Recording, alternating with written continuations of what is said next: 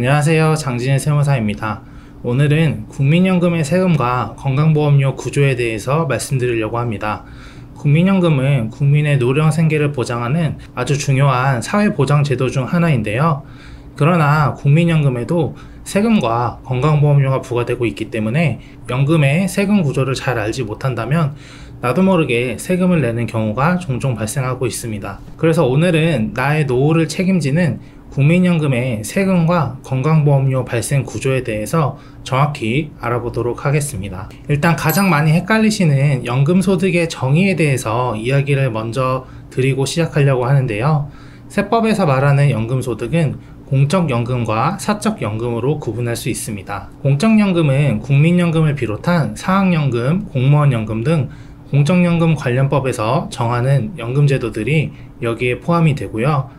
사적연금은 연금저축이나 퇴직연금과 같은 연금계좌를 통해 수령한 연금이 해당되게 됩니다. 공적연금과 사적연금을 구분해야 되는 이유는 세금의 과세 방법과 건강보험료 부과체계가 다르기 때문인데요.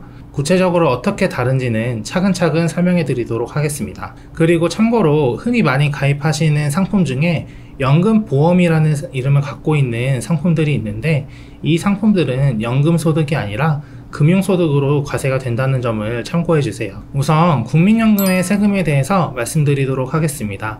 국민연금의 과세 방법을 가장 쉽게 비유하자면 근로소득과 유사하다고 생각하시면 될 것 같은데요.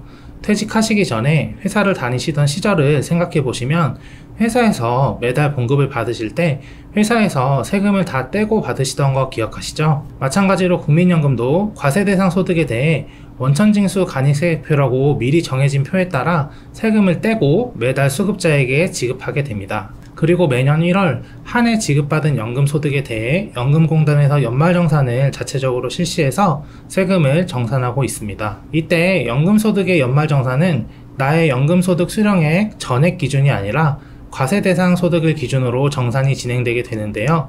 이게 무슨 말이냐면 국민연금 제도는 2002년도 1월 1일 기준으로 비과세와 과세로 나눠지게 됩니다. 2002년 1월 1일 이전 납입한 기여분에 대한 국민연금은 비과세 대상이지만 2002년 1월 1일 이후 납입한 기여분에 대한 국민연금은 과세 대상입니다. 그런데 저희가 이거를 개별적으로 나누거나 할 필요는 없고 국민연금공단 사이트나 아니면 이렇게 사진에 보이시는 것처럼 연금소득 지급명세서라는 서류를 통해 확인하실 수 있습니다. 이 그림에서 보이시는 것처럼 여기서 총 연금액이 내가 수령한 국민연금액이고 바로 옆에 연금재해소득에 해당하는 칸이 비과세에 해당하는 칸입니다.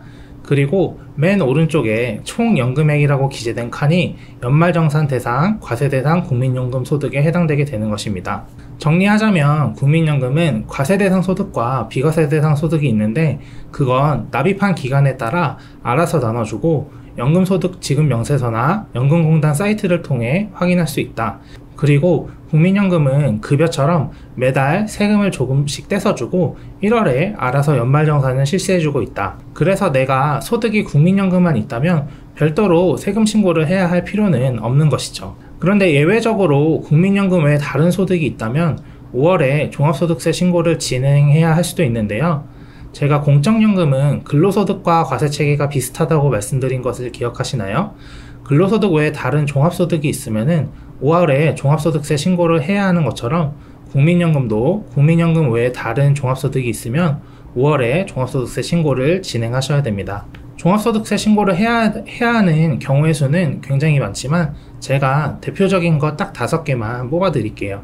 먼저 첫 번째, 공적연금을 수령하면서 사적연금 수령액이 연간 1,500만원을 초과한 경우. 두 번째, 공적연금을 수령하면서 다른 근로소득이 있는 경우. 세 번째, 공적연금을 수령하면서 상가 임대소득이 있는 경우. 네 번째, 공적연금을 수령하면서 종합과세 대상 주택임대소득이 있는 경우. 다섯 번째, 공적연금을 수령하면서 금융소득이 2천만원을 초과한 경우입니다. 이런 경우에는 연말정산을 했더라도 5월에 종합소득세 신고를 해야 되니까 다른 소득이 발생했다면 신고를 해야 할 수 있다. 이 정도만 기억을 해두시고 5월에 내가 신고를 해야 한다면 일반적으로는 국세청에서 미리 연락이 오니까요. 그때 확인을 다시 한번 해보시는 것을 추천드립니다. 그리고 앞에서 제가 연금소득의 종류에 대해 설명드리면서 공적연금과 사적연금을 설명드리고 이 두 개의 과세 체계가 다르다고 설명을 드렸는데요.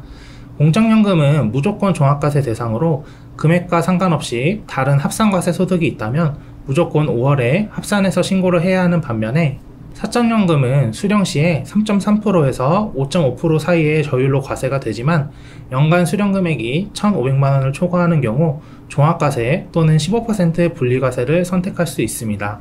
그래서 이 두 가지가 다르기 때문에 만약 국민연금과 사적연금 모두 가지고 계시다면 사적연금 수령액을 조절하셔서 종합과세를 피하는 것도 괜찮은 절세 방법이 될 수 있고요. 아니면 국민연금 수령 전에 소득 공백기가 발생할 때 이런 사적연금을 적극적으로 활용하셔서 1,500만원 이상 인출하셔서 소진하시는 것도 세금을 줄이는 괜찮은 방법이 될 수 있습니다. 네, 다음으로는 건강보험료인데요. 사실 국민연금은 세금보다는 건강보험료가 부담이 되는 경우가 더 많이 있습니다. 연금 수령액에 따라 피부양자 신분이 박탈될 수 있기 때문인데요. 우선 피부양자 요건부터 간단히 보고 가겠습니다. 이 표는 제가 피부양자 박탈 요건에 대해 간단히 정리한 내용입니다. 한 해 소득이 2천만원을 초과하게 되면 당연히 피부양자에서 박탈되게 되고, 소득이 2천만원을 넘지 않더라도 1천만원을 초과하면서 재산세 과세 표준이 5.4억원을 초과한다면 피부양자에서 박탈되게 됩니다. 이때 소득으로 인해 피부양자에서 박탈되었다면 배우자도 같이 피부양자에서 박탈되게 됩니다. 여기서 문제는 피부양자 요건 계산 시 연금소득액을 어떻게 반영하는지인데요. 제가 앞에서 종합소득세는 2002년도 1월 1일 기준으로 비과세, 과세 나눈다고 말씀을 드렸는데, 건강보험에서는 비과세, 과세 상관없이 세전 연금 수령액을 모두 연금소득으로 간주하고 있습니다. 개인적으로도 굉장히 불합리하다고 생각하는 부분이기도 한데요. 즉, 연금 수령액이 2천만원을 넘으면 피부양자 박탈이 되니까 월 약 167만원 이상 받으면 피부양자에서 박탈이 되고 건강보험료를 내야 하는 것입니다. 다만 건강보험료가 부과될 때는 연금 수령액 100%가 아닌 50%를 기준으로 계산해서 보험료를 부과하고 있습니다. 그래서 정리하자면 국민연금 수령액이 월 167만원 이상이면 피부양자에서 탈락하게 되고, 피부양자 탈락 시 지역가입자로 전환되어 소득과 재산에 대한 건강보험료를 납부하게 되고, 이때 건강보험료는 국민연금 수령액의 50%를 기준으로 부과된다, 이렇게 정리해 드릴 수 있을 것 같습니다. 구체적으로 건강보험료가 얼마나 나오는지는 다른 소득이나 재산 여부에 따라 달라지기 때문에 국민건강보험공단 사이트에 지역가입자 보험료 모의 계산을 활용하시는 것을 추천드립니다.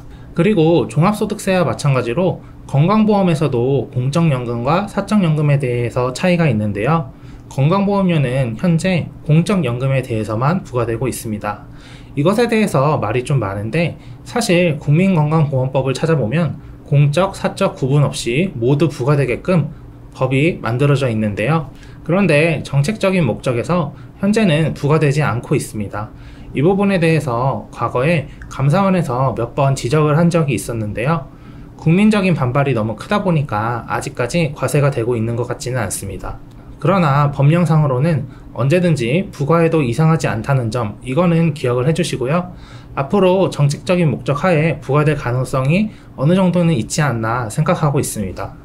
네, 여기까지 국민연금의 종합소득세와 건강보험료에 대해서 알아보았는데요. 국민연금 피부양자 관련해서 하나 말씀을 드리면, 제가 국민연금 제도 도입 시점인 1988년도부터 가입하신 분들은 대부분 수령액 때문에 피부양자 요건을 못 맞추시는 분들이 많다고 보시면 되는데요. 제가 상담을 하다 보면 이런 분들 중에서 피부양자 요건을 맞추기 위해서 일부러 조기 수령을 신청하시고 감액해서 국민연금을 수령하시는 경우가 많이 있는 것을 확인할 수 있었습니다. 그런데 사실 이거는 별로 추천드리고 싶은 방법은 아닙니다. 크게 두 가지 이유가 있는데요. 어찌됐든 연금을 많이 받는 게 제일 유리한데, 산술적으로 연금을 제일 많이 받는 방법은 정해진 시기에 제때 받는 것이기 때문이고, 두 번째로 피부양자 요건은 언제든지 다시 줄어들 수 있기 때문입니다. 이거 예전에는 금액이 훨씬 더 높았거든요. 근데 그게 2천만원으로 줄어든 건데 언제 또 여기서 기준이 줄어들지는 아무도 모르는 일인 것이죠. 그래서 불확실한 피부양자 요건 때문에 확실한 연금 소득을 줄이는 건 합리적인 선택이 아니기 때문에 추천드리지 않고요. 이런 것보다는 국민연금 외 소득으로 인해서 불필요하게 증가하는 세금이나 건강보험료를 관리하는 방법을 추천드립니다. 네, 오늘 제가 준비한 영상은 여기까지입니다. 감사합니다.